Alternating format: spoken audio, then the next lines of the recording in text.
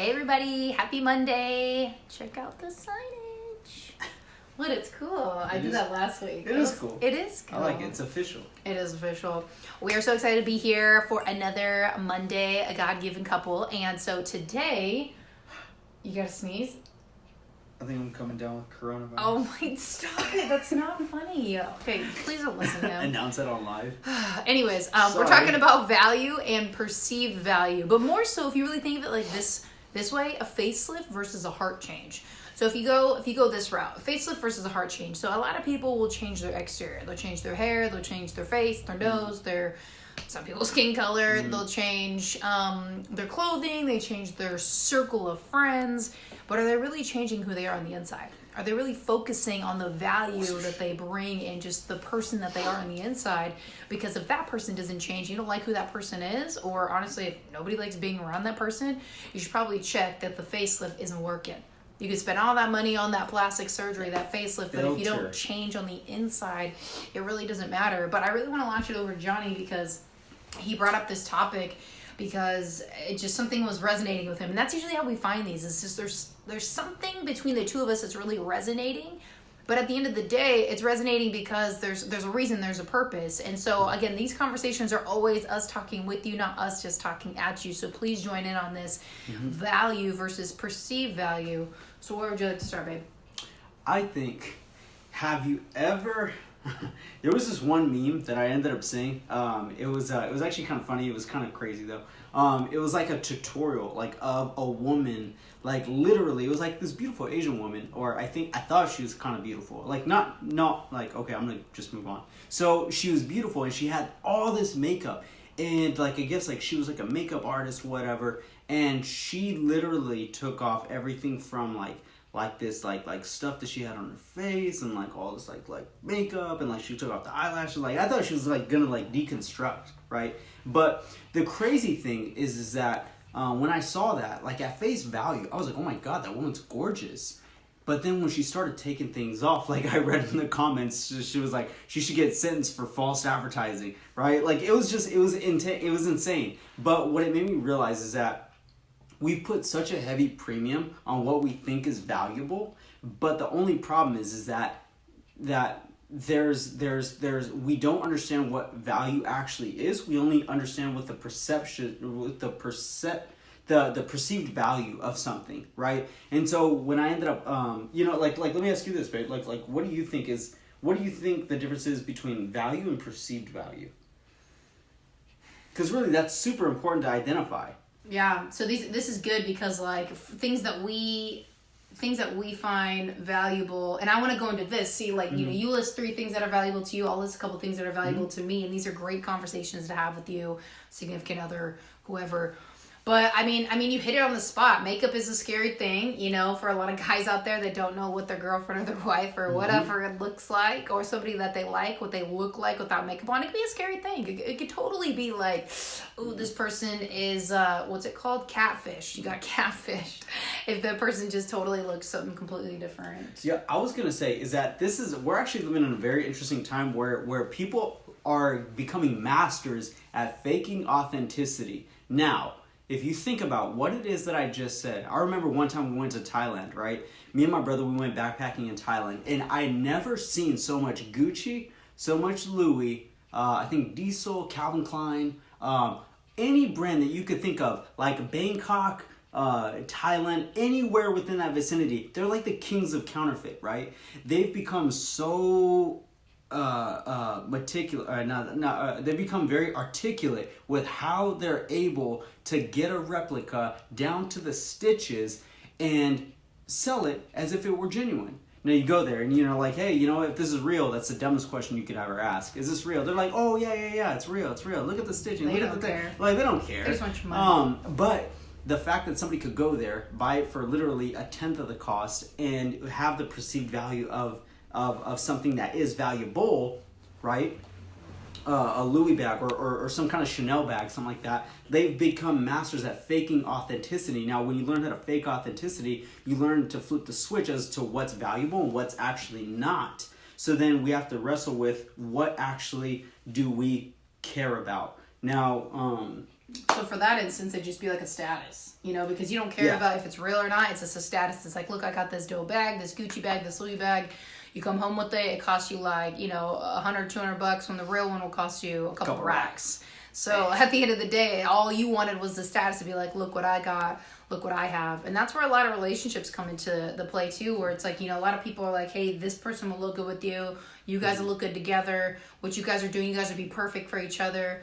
Whatever. I've had people do that to me my entire life of like, you should be with this type of person because of, you know, X number of reasons, whether they're looking out for me or not. It's just people just want to put that on you, but really, even if it looks good doesn't mean it's good for you. You know, when I get my hair done, which I need to right now thanks to quarantine, when I put bleach in my hair to get the blonde back, that's not good for me, but I feel good after I'm done because it looks so much better. But just because it has that look and feel of like, hey, this is good, this is right, doesn't mean that it is for you. And so a lot of people miss that.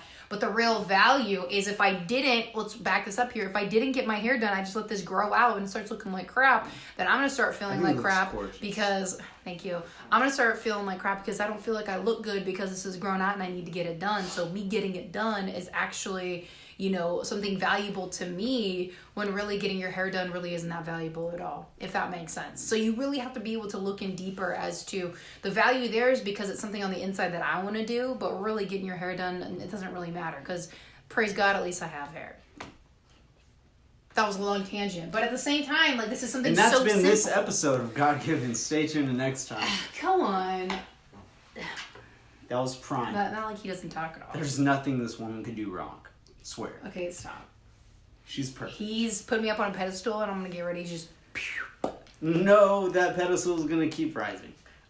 So please don't. One of the things is that it's crazy because back to my point when it comes to faking authenticity. Also, what I meant to add in that is that fact that I remember hearing this story of this gentleman who literally would he was like a marketer, I think, of some sort, and he would literally just like make a video on his phone and like him in his jacuzzi in his mansion or whatever and run ads and target single women and like I think he was doing this through Snapchat. And it's so funny how interested we are in, from a perception level, like getting somebody's attention and looking interesting and valuable at the same time, because it's like we're in a very interesting age where you can literally look like the king. Like we're in an age where people literally are hiring their own paparazzis. We're literally seeing people building up their own social clout. Like we're seeing people doing all these things to look perceived as valuable. But what does that actually mean? And so one of the things that I wanted to challenge, you guys on was when like for instance, like relationally, I'm looking for somebody that's not deemed as valuable. I want somebody that's actually valuable. What does that look like for me? When I think about somebody who's valuable, I'm thinking, somebody who has like a strong sense of character when it comes to, financials, when it comes to, I want to know that somebody has my best interest emotionally, mentally, physically, financially, spiritually, and somebody who knows how to grow with me and also get me past a next level. And so, those are some of the things that I deem as valuable. Other things, like what a lot of people are paying attention to is, how many followers does she have? Maybe write off some of her social clout. We have, women just kind of showing off their physical assets. And by no means is that a bad thing. But, whatever it is that you value. Don't walk into that trap. It's not wrong. If you're looking for physical attractiveness in a person, that's not wrong. But placing a premium on it to override everything else is extremely questionable, because now we're living in an age where all we have to do is flaunt some of our physical assets, and that's good enough to get us way further in life than most. But question, we're just going to throw this wrench in there. Okay, so as a man, when you're on Facebook or Instagram and you come across women who put themselves out there, just showing off a little extra, and, the quote line is, I've read such a good book lately, this is what I got out of it, or some garbage like that, where you read the quote line does not match the picture, but the picture is clearly there just to draw in the clout and the attention. Facts. as a man, and just be honest. This is not a trick question. Whatever you say, I just want your honest truth. What comes to your mind when you see something like that? Like, is it stimulating? Is it like, ooh, I like that? Or is it kind of like, I feel bad for that person? Like, what is that for you as a man? What comes up for you? Because a lot of people see that as value. Like, oh, she's putting some extra out there. I feel good. That looks good. Da, da, da. I mean... There's no wrong answer. I'm not going to get mad. No, it's okay. Just and this is where we get in trouble. No, I'm just kidding. No, like, I mean, like, to me, I'd just be like, why? You know, like, I mean, I've never gotten turned on by any kind of women that did that kind of thing, only because, like, it just wasn't interesting to me. Now, if I wanted to look at something provocative, I mean, in full honesty, I would have, like, turned to porn or something like that. Like, honestly, in full honesty.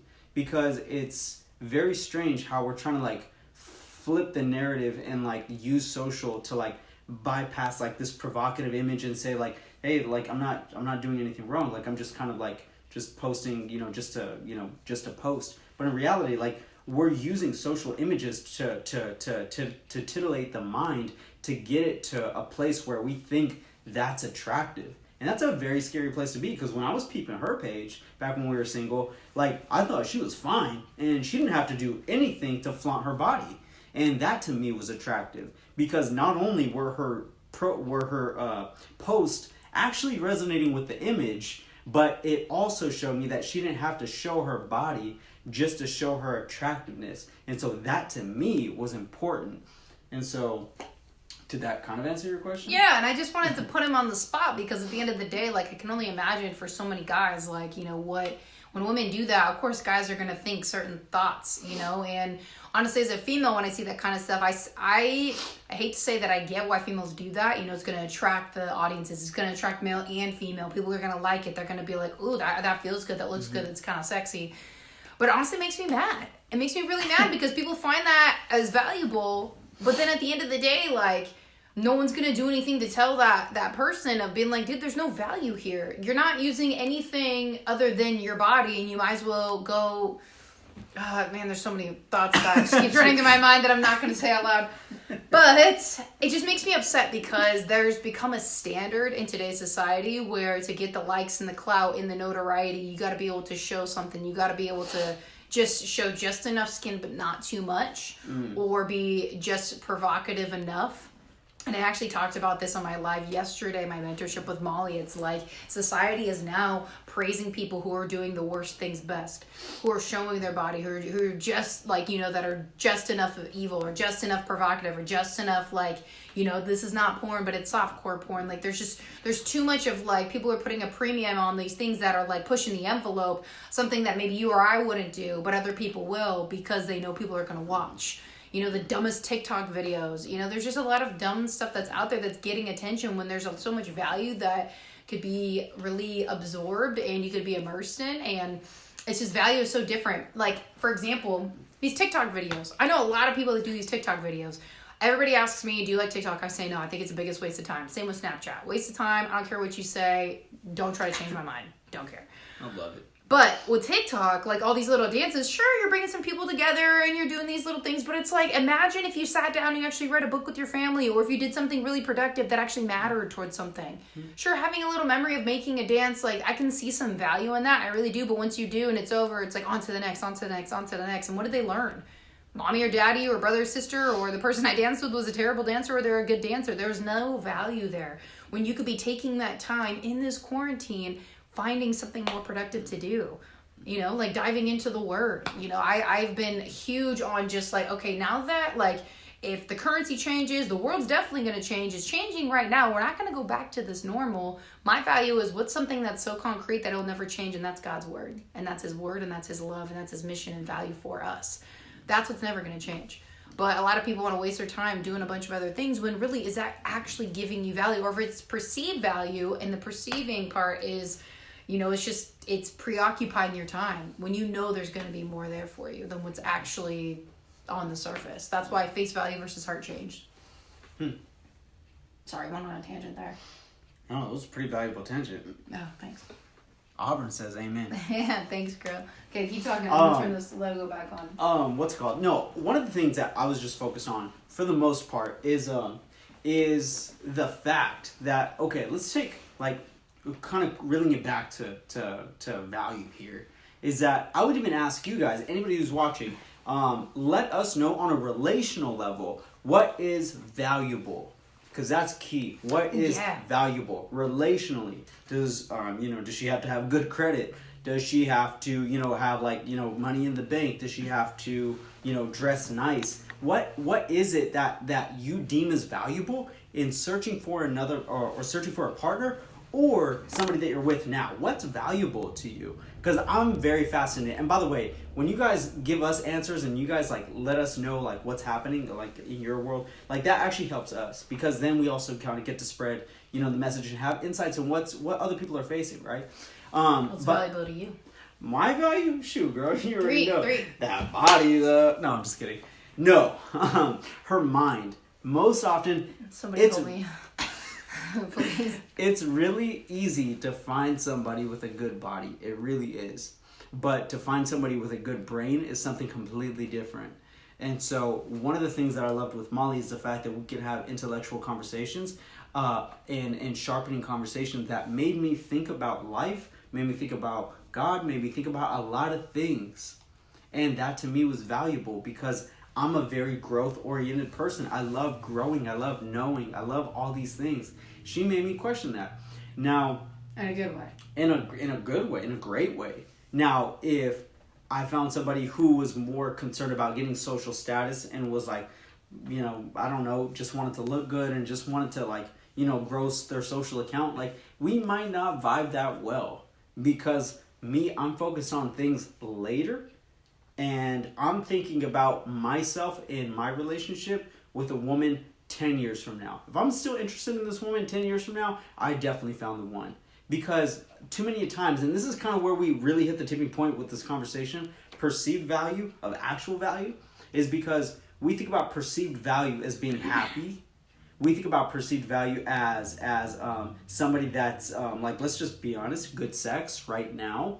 We think about good perceived value when it comes to somebody who's popular among the masses and beautiful in the masses. Everybody who she comes across or he comes across thinks is beautiful, gorgeous. That's awesome, right? But when you actually look at the value, is she actually going to be there for me in hard times? Is she going to be there to motivate me during times where I need motivating? Is she going to be my CEO? For all you guys who don't know, CEO, Chief Encouragement Officer. Is she going to be the CEO of your ship, of your life, right? What are the values that are actually going to last? And to end on this note, before I pass the ball to Molly, one of my favorite verses, I can't say in the whole word, but one of my favorite verses, is in Proverbs, where it's talking about the virtuous woman. Now, virtue in it itself carries a lot of meaning and weight, but virtuous woman meant, or as they described the virtuous woman, they said that for charm is deceptive and beauty is fleeting, but a woman who praises the Lord or a woman of the Lord is greatly praised. Now, there's a reason for that, because she wasn't just a woman living a life of vanity, focusing on her dresses, social statuses, and looks. It was more of a woman of the Lord was somebody who incubated that of the Spirit and fruits of the Spirit. Love, joy, peace, patience, gentleness, kindness, and self-control. So those are the things that I was in search for, which is why I found Molly attractive with or without makeup, with or without the heels, because I found her massively attractive. She can't wear heels because the way my body is set up, I'm only so tall. I can wear whatever I want, but I choose not to because otherwise I'm like a skyscraper next to you. You're welcome. I took a hit. I love you. I'm just kidding. I don't need to wear those anyways. I look terrible walking in heel. I want to say hi, Matthew. He said, "What's up, my favorite couple? What's up?" And then I want to, before I go into what I find valuable, let's say what Auburn had to say. Mm-hmm. She said, for me, valuable is a man that is, number one, respectful to himself and to others. Number two, spiritual growth and personal development.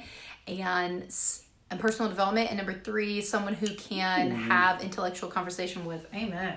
Mm-hmm. Amen. That is preaches his. Oh, Matthew's just giving us so much love. Ugh. Appreciate you, boss. All right, so what do I find valuable? Number one was being a man of God, period. A true man of God.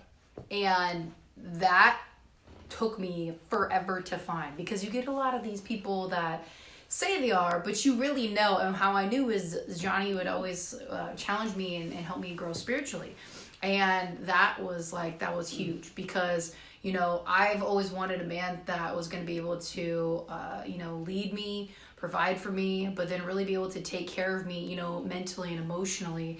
And that part right there, the mentally and emotionally part, being an alpha female.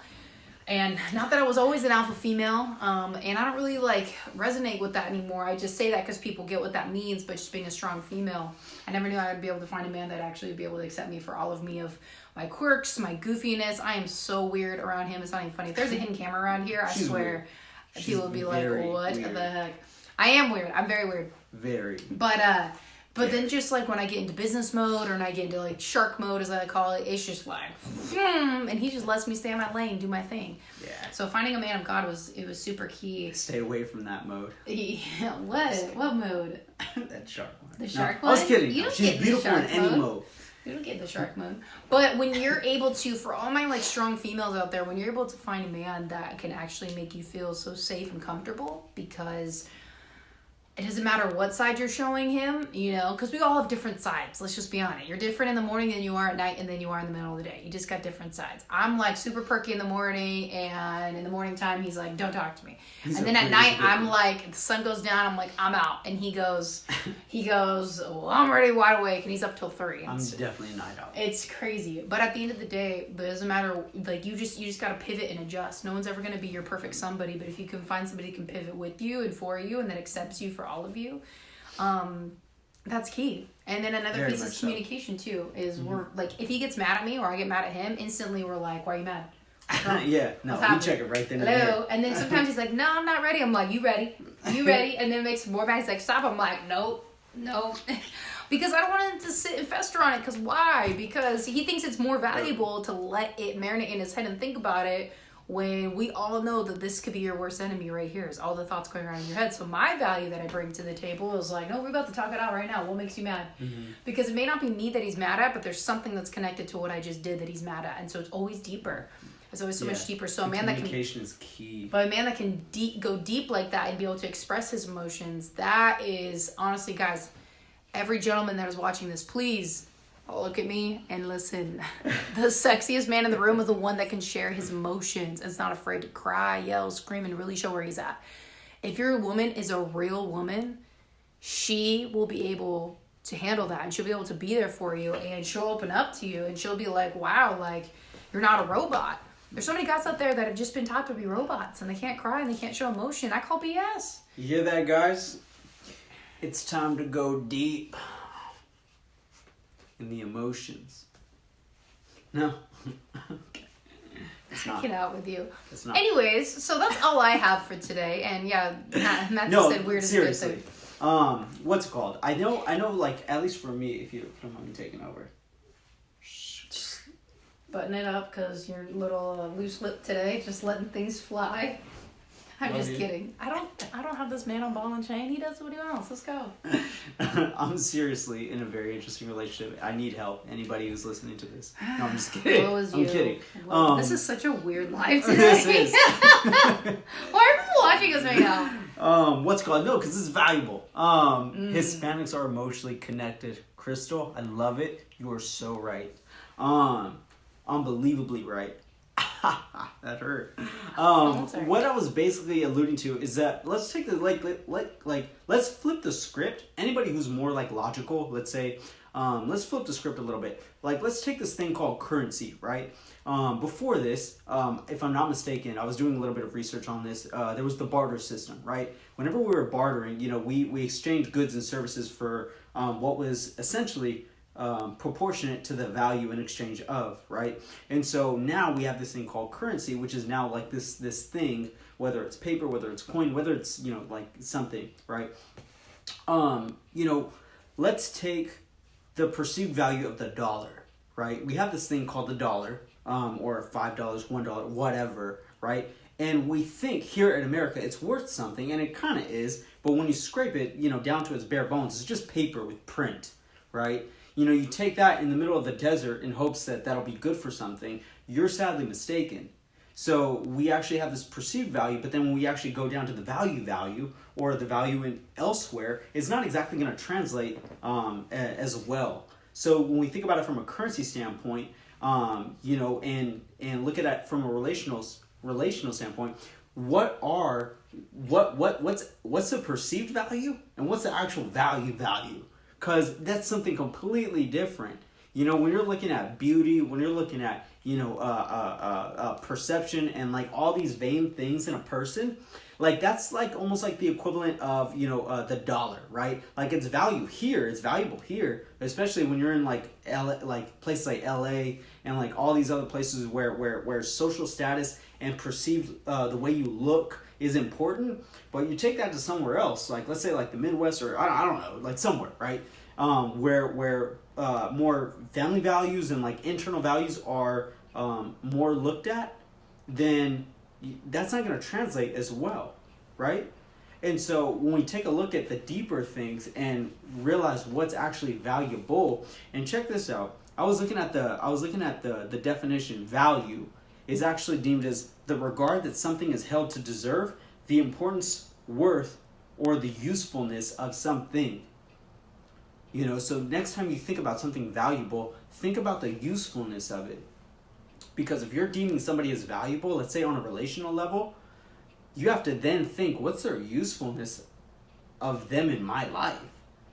And even thereafter, you know, how is this person going to add something? You know, he says, so true really value has nothing to do with looks. Right, no, exactly, 1,000%. I'm with Matthew on that one. Because looks have nothing to do, you know, with actual life skills. And honestly, babe, what's that meme that's going around? It's like, oh yeah. So there's this meme that's going around, and I think you're actually the one that told me about it. And it's because like the whole like, you know, the world ending coronavirus. The stuff happened. Yeah. I try not to say that word on here. We may get blocked. Like, anyways, it's basically like, you know, women are after a man like this, and it's a man that can hunt, fish, and start campfires, rather than men that have all this money, because like, you know, there could be a point where money's totally useless. And so, you know, you have to go back to like, how do you go get food?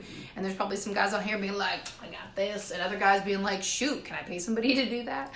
So at the end of the day, it's funny, but the value back when didn't have to do with money. It's what you did with your bare hands and how you contributed. Mm-hmm. And so I think, and she also made a good point. I don't know if you mentioned this before, but she made a good point. You know, let's kind of tie this in to the end of the message, and being, we're looking for heart changes, not just facelifts, right? There's a huge difference. One's an implementation of the actions of the heart. One's an overall remedy to how you are perceived in image in public, right? And so anybody can get surgery to look better, but you can't, like, that shit doesn't thrive. You know, when you're looking for a heart check, no doctor can fix a heart change, a heart transformation. Like that's just like, that can't happen. Mm-hmm. Somebody can fix your heart, but if like the inside's not, I mean, they can fix the organ, but like, I mean, like, it doesn't, like, we all know that the heart at its core stemmed from depictions of what lied within. Heart, I think that came from the Greeks, but that's where everything a person remains in the heart as a metaphor, right? So we're now looking at shifts taking place in society where we need to move towards heart searching, soul searching, what's within instead of without, because that's where a lot of people have gone wrong. And that's where we have all these social platforms. What did you say? Heart changes are for real. No, 1,000%. Shouts to Randy. No, that's a great point, because now if you look at the movements that are taken on a social level, we're heavily image oriented. You can't go more than maybe, I want to say 20-30 seconds without seeing an image of some sort. Why? Because marketers understand that they need to put images in front of you. People who are trying to get attention for themselves understand that they either need to be, you know, image or video. You know, everything's image based, which is why we put a premium on images. Images are known for the highest conversions in sales and marketing on a social level, because we need to slap you with something that'll get your attention. And that also is a proxy for something that we do in society as people, to ensure that we'll get your attention too. Let me wear a short skirt. Let me wear a nice little muscle bound shirt. Show you what I got. But that's not. Please don't wear a skirt. Just saying. I'm not gonna wear a skirt. Mark my words. This is, what is it? It's March 30th. I'm saying here, I'm not gonna wear a skirt. Thank you. I'm so glad we all covered that. You're welcome. I'm not gonna wear a skirt. But in totality, I'm just saying is that next time, you think about these things, whether, and mind you, relationally, I'm speaking about, not only your romantic relationships, but also your friendships, and then also to your business partnerships. If you're, and I hope to anybody, and maybe you can speak on this too, is that if you have any business partners or people that you're looking to do business with, it's not just looking at somebody who makes the most money, because we're in a time right now, there's a lot of shady stuff that goes on in corporate America. There are people that get paid bonuses just to do shady stuff. So don't look at, on a relational level, who you plan to do business with based off of how much capital they can bring or how much increase they can do to your business, because you never know at what cost that's going to come. And so even from a perception value, when you're looking at potential business partners, never think that the amount of revenue that they're capable of bringing in is the only important thing. Who you get in business with is critical, because that is who you're splitting your livelihood with. That's not something to play around with. Putting your banking off there. Really? Yeah. Come on. You're banking off like they're like in what's the word I'm looking for? Like you're putting yourself out there. Oh my gosh, I gotta love lives and you forget things. You know what, whatever, it'll come back to me really randomly. But let's go ahead and tie this up, shall we? So really at the end of the day, what we want to be able to, so much love here, what we want to be able to give to you guys is just something to be able to take away and just to marinate on, because value versus perceived value can go, like we were talking about, business, spiritually, just relationally. There's so many different ways that you can spin it, you can look at it, but you got to ask yourself, the things that you hold valuable, are they actually valuable, or is it just something that you perceive to be valuable because somebody told you or somebody else deems it valuable? There's a lot of people that can influence you because maybe you just don't have the strength to figure it out on your own, and you want somebody else's help because it's easier that way, or whatever that may be. You want to be able to be a part of something that's bigger than you, but at the end of the day, you know when something's not right and when something's off. And so that's why, searching for that real value can take time. It can take a lot of time, but it's worth it when you really find it, and those who are consistent at it. So we love you guys. We appreciate you every Monday us coming, joining us on here. And I know this Monday's been kind of weird, but hey, whatever. Quarantine life. What are we on, day 14 or something like that? A million. Barely getting out of the house. Not that we can't, but we're just trying to be nice. Very strange. So that's it for me. You got anything you want to say? I don't. Okay, great. So let's. She said, if you're hooked to a shady person, people are going to assume you are too. Awesome. Assume. That's interesting. Well, you probably had a typo. Right, no, that's just a funny typo. I shouldn't have asked if he had anything else. Right, you are, Randy. And again, all about, really assess, and I'm probably gonna type some questions just for you guys to meditate on, because this is meant to be an exercise of some sort, to do internal gut checks as to what's going on in your own personal mind and heart. And really, it's only, I think, what is it, my pastor always used to say this, he says it's only 18 inches from the head to the heart, from people that actually know and do. Right? And so bridging that gap between what you know and also who you are and what it is that you are as a person, right? So I want to be able to make this applicable and just really dive deep down onto what is valuable to you. Again, what's valuable to us may differ from what's valuable to you. So we don't want to push that agenda on you guys, but we do want to get you guys to understand, all right, well, what's valuable to me? What's worth, either spending time or money on, right? And so invest in these relationships, invest in the time to seek down in yourself what you deem valuable, because ultimately that'll reflect in not only your finances, but emotions, time, everything. So hope you guys got value from this. Like it, share it, comment. Let us know what you guys think. And yeah, appreciate you guys. We look forward to seeing you guys next Monday. All right, bye.